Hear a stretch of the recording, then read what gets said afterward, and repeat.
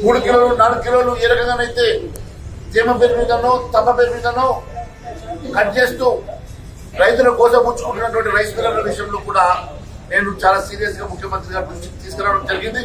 ముఖ్యమంత్రి గారు వెంటనే మరి అధికారులకు ఆదేశించడం సంతోషంగా ఉంది. కానీ అమలు చేయాల్సినటువంటి అవసరం ఉన్నది, వెంటనే అమలు చేయాలని చెప్పి కూడా వారిని కోరడం జరిగింది. మరి రైతు సమస్యలతో పాటు రైతులు పడుతున్నటువంటి గోసతో పాటు ఇతర అంశాలు కూడా మరి వారి దృష్టికి తీసుకెళ్లడం, వారు మరి సానుకూలంగానైతే స్పందించారు. ఎట్టి పరిస్థితుల్లో రైతులకు ఈ 4 కిలోలు 3 కిలోలు ఏదైతే ఎక్సెస్ గా చూపుతున్నటువంటి ఈ వేయి ఆపల పక్షంలో భారతీయ జనతా పార్టీ తరఫున మేము మరి పోరాటం చేయాల్సినటువంటి అవసరం ఉంటుందని చెప్పి చెప్పడం జరిగింది. వెంటనే వారి అధికారులకు ఆదేశించారు. మరి ఒక లెటర్ కూడా రిప్రజెంటేషన్ కూడా మరి వారికి మేము ఇవ్వడం జరిగింది. ఈ రిప్రజెంటేషన్ లో చాలా స్పష్టంగా ఏ రకంగానైతే రైతులకు అన్యాయం జరుగుతూ ఉన్నదో, ఏ రకంగా మీరు ఇచ్చినటువంటి అంశాలు ఇచ్చినటువంటి హామీలు నెరవేర్చాల్సినటువంటి అవసరం ఉన్నదో, రైతులకు మళ్ళీ ఇప్పుడు మీరు ఇవ్వాల్సినటువంటి రైతు బంధు, ఆ రైతు భరోసా పేరు మీద ఇవ్వాల్సినటువంటి డబ్బులు కూడా గతం ఇంకా పెండింగ్ ఉన్నాయి.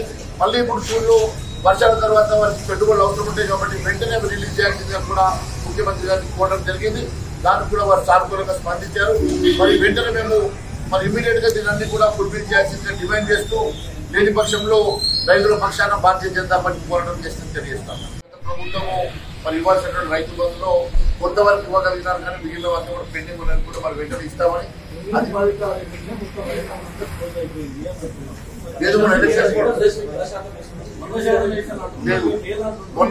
మొన్న ముఖ్యమంత్రి గారే వేస్తున్న సందర్భంగా ఎలక్షన్ కూడా ఆపింది. నేను కేవలము కొంతవరకు వేయగలిగినాము, మిగిలినవంతా కూడా పెండింగ్ లేకుండా వెంటనే ఎలక్షన్ పూర్తి ఇస్తామని చెప్పారు కదా. దాంతో పాటు ఇప్పుడు కొత్తగా వేయాల్సినటువంటి రైతు భరోసా, ఇప్పుడు ప్రభుత్వం వేయాల్సిన రైతు భరోసా కూడా గతంలో 5 ఎకరాలకు 10 ఎకరాలకు రిస్ట్రిక్ట్ చేయకుండా మీరు ఇస్తామన్నటువంటి రైతు భరోసాని పూర్తిగా గత ప్రభుత్వం ఇచ్చినట్టుగా అందరికీ వర్తింపజేసే విధంగా, మీరు మేనిఫెస్టో పెట్టిన విధంగా 15,000 కాడికి కూడా మీరు రైతు భరోసాను వేయాల్సిందిగా మేము డిమాండ్ చేశాము. ఖచ్చితంగా మరి వెంటనే వేయడం వల్లనే రైతులకు లబ్ధి జరుగుతుంది, పెట్టుబడి సాయం కింద పనికొస్తుంది. ఎందుకంటే ఒకవైపు మనము ఇస్తామని చెప్పినటువంటి మాఫీ చేస్తామన్నటువంటి రుణమాఫీ చేయక బ్యాంకుల్లో లోన్లు ఇవ్వడం లేదు కాబట్టి వారికి పెట్టుబడి సాయం ఇబ్బందిగా ఉన్నది. కాబట్టి అట్లీస్ట్ ఈ డబ్బన్నా మీరు వెంటనే వేస్తే పెట్టుబడి సాయం కింద పనికొస్తుందని చెప్పి వారికి చెప్పలేదు. మేము అదే విషయం చెప్పాము. మేనిఫెస్టోలో మీరు సన్నవడ్లు దొడ్డు వడ్లు చెప్పలేదు. ప్రతి క్వింటాల్కి మీరు 500 రూపాయలు బోనస్ ఇస్తామన్నారు. మరి ఇప్పుడేమో లీక్ ఇచ్చారు, సన్నవడ్లు అని చెప్పి లీక్ ఇచ్చారు. అది మంచిది కాదు. మరి ఖచ్చితంగా దీంట్లో కూడా రిప్రజెంటేషన్ కూడా మెన్షన్ చేశాం.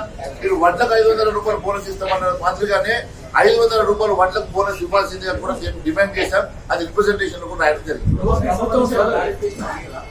వారే చాలా సార్లు ఆగస్ట్ 15 అని చెప్పారు కదా. ఆగస్ట్ 15 వెయిట్ చేయాలి కదా.